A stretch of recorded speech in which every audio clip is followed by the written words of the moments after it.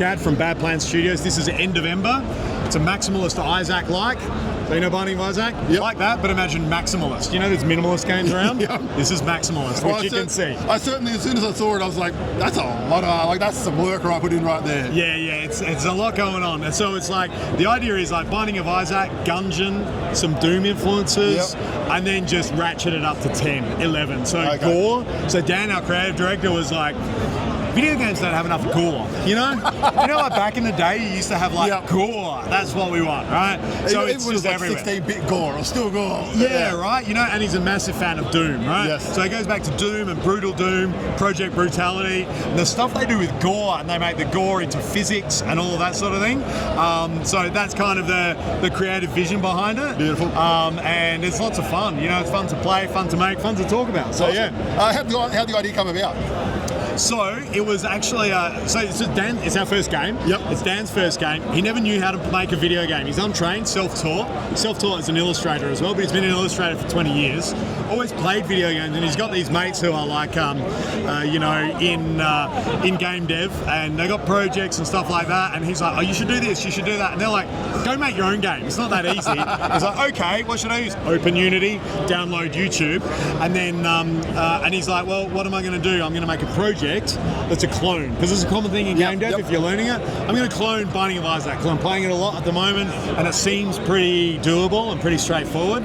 And so I'm going to make a Binding of Isaac clone. And so he did that, made an MVP or a prototype, and started showing it around, and people were like, wow, this is actually pretty cool, you know? And he went, oh, maybe this is the game. So he was then talking to us and got a programmer, got me in for business and production, made the studio, and that's how it started. Nice. How long has it been in development? So about this mode, about 14 months, 15 months.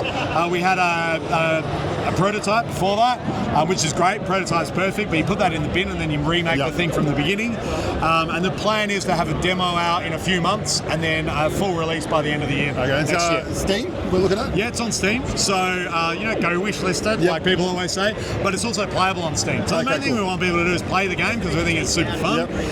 And it's playable on Steam Playtest. So if you scroll down, there's a green button that says play now or enter playtest. It's free.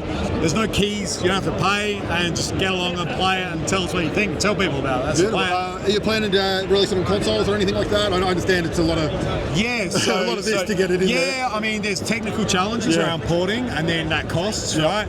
But we really want to go to PlayStation because we think the game will do well in Japan. Okay, And I was speaking to some people yesterday. They were like, I'm like, am I just making assumptions, or will it do well in Japan? And they're like, it will do well in Japan. So we're like, PlayStation probably, and then maybe Switch 2, maybe Xbox. We'll see how it goes. What was the inspiration for the art? Well, it comes out of Dan's brain, actually. It's a bit like me as well. So his art style is, you see any of his art, he does kids' illustrated books for his day job. Right? That's a bit of contrast. Yeah, so you can see he's releasing some stuff, right? And this is just how he draws, you know? So it's really funny, right? Because like when The Simpsons came out, if you're old enough to remember that, when The Simpsons came out, people were like, oh wow, your art looks like The Simpsons, and he's like, this is just what I do.